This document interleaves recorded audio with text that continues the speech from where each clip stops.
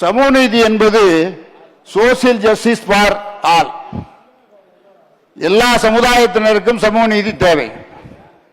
ஆகவேதான் நம்முடைய தமிழ்நாடு மாத்திரம்தான் 69% சமூக நீதி வைத்திருக்கிறது. அதற்கு காரணம் என்னவென்றால் 45வது செக்ஷன் படி 1994 ஒரு சட்டம் இயற்றி சுப்ரீம் கோர்ட்டினுடைய அப்பீல்ல போட்டிருக்கான். அங்க அட்டவணையில் சேர்த்ததால தான் நம்ம ரத்து பண்ண முடியல. பீகார்ல ரத்து பண்ணிட்டாங்க. பீகார் மாநில உயர் நீதிமன்றம் அவர்கள் எடுத்த ஜாதிவாரி கணக்கெடுப்பு மணி அவர்கள் சொன்னார்கள், ஜாதிவாரி கணக்கெடுப்பை மாநில அரசு எடுக்கலாம், எடுத்தால் செயல்படுத்த முடியாது. நேஷனல் சென்சஸ், அதாவது இந்திய நாட்டுடைய சென்சஸ் எடுக்கின்ற பொழுது ஜாதிவாரி கணக்கெடுப்பு எடுத்தால்தான் நாம் எல்லா சமுதாயத்திற்கும் நீதி வழங்க முடியும். அதுதான் சமூக நீதி. அப்படிப்பட்ட நிலைமையை தான் நம்முடைய முதலமைச்சர் அவர்கள் மிக தெளிவாக சொன்னார். ஆகவே மற்றவர்களை பற்றி நாம் கவலை கொள்ளாமல் சமூக நீதியின் அடிப்படையில் என்னென்று சொன்னால், நானும் ஐயாவும் 11 மாநாடு நடத்தி இருக்கிறோம் சமூக நீதிக்காக. அதில் எல்லோரும் கலந்து கொண்டிருக்க, எல்லா சமுதாய மக்களும் கலந்து கொண்டிருக்கிறார்கள்.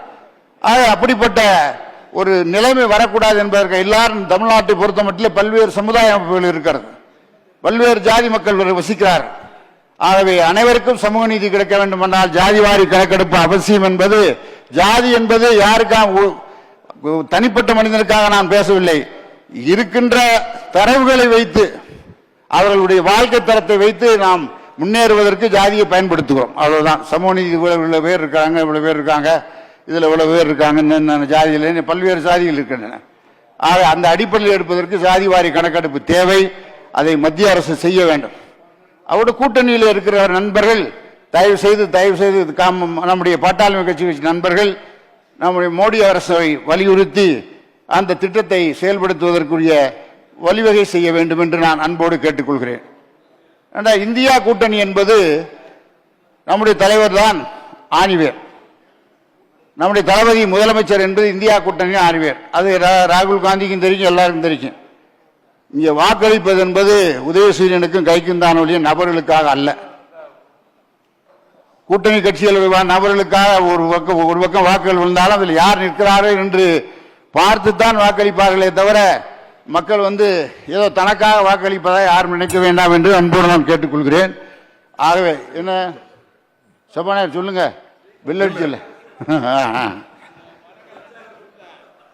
இருங்க ஐயா, நீங்க வர 50% 20% அவ்வளவு 30% அல்ல. இஸ்லாமியர்களுக்கு 3.5% வாக்க மாட்டோம். ரெட்டியாரெல்லாம் எதுக்கு பேக்வர்ட் ஆகணும்? ரெட்டியாரெல்லாம் தான் பூரா பேரும் ஹோட்டல் வச்சிருக்கீங்கள, நல்லா சம்பாதிக்கிறது. ஆதி திராவிடர்களிலிருந்து 18% மொத்தம் 19%, 1% பழங்குடி மக்கள், 3% அருந்ததியர்களுக்கு கொடுக்கிறார். இந்த 2 சட்டத்தையும் கொண்டாந்தவர் முத்தமிழறிஞர் கலைஞர். ஆகவே சமூக நீதி என்பது கலைஞருக்கு சொந்தமானது. யாருக்கும் தனிப்பட்ட சொந்தம் என்று சொன்னால் அது கலைஞர் ஒருவரை தவிர வேற யாரும் கொண்டு வர முடியாது. ஏன்னா அந்த கிரீமி லேயர் இருக்கு, creamy layer IIT, IMS, AIIMS இதெல்லாம் வச்சிருக்கோமே, மத்திய அரசு வச்சிருக்கு. அதில் இந்த கிரீமி லேயர் வரக்கூடாதுன்னு சொல்ற ஒரே இயக்கம் திராவிட முன்னேற்ற கழகம். சமூக நீதியினுடைய பெருமையை பேசுகின்ற ஒரே இயக்கம் திராவிட முன்னேற்ற கழகம் தான். ஏன்னா நம்முடைய முதலமைச்சர் அவர்கள் தான் இன்னைக்கு VP சிங் பிறந்த நாள், 94வது வயசு, 94வது ஆண்டு அவருக்கு. அவர் கொண்டு வந்த சட்டம் OBC, அதர் பேக்வர்ட் கிளாஸஸ். அவருடைய சட்டம் முத்தமிழறிஞர் கலைஞர் அவர்கள் இந்த OBC 27 சட்டம் கொண்டு வருவதற்கு தன்னுடைய பங்கை மிகவும் நேசித்தார். அதனால தான் நான் காலையில் கூட OBC சிலை எழுப்பியவர் நம்முடைய முதலமைச்சர் அவர்கள்.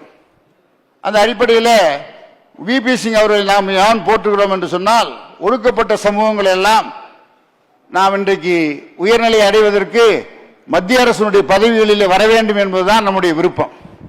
ஆக மத்திய அரசினுடைய பதவிகளில் வருவதற்கு OBC 27% பயன்படுத்த வேண்டும் என்று நான் அன்போடு நம்முடைய முதலமைச்சர் அவர்கள் ஒன்றிய அரசை வலியுறுத்தி கேட்டுக்கொண்டார். அவர் இந்த மருத்துவத்துறையிலே கூட நம்முடைய முதலமைச்சர் அவர்கள் இந்த ஆண்டு பேசி மத்திய அரசோடு பேசி வாங்கி கொடுத்தார். 27% OBC மருத்துவத்துறையிலும் வேண்டும் என்று சொல்லி நம்முடைய முதலமைச்சர் அவர்கள் சமூக நீதி வர வேண்டும் என்பதற்காக வாங்கி கொடுத்தார்கள்.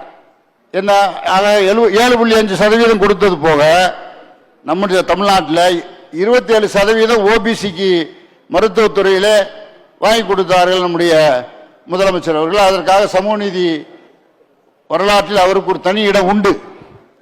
எப்படி கலைஞரை நாம் போற்றுகின்றோமோ சமூக நீதி என்றால், அதை போல நம்முடைய முதலமைச்சரையுமே நாம் போட்டியாக வேண்டும்.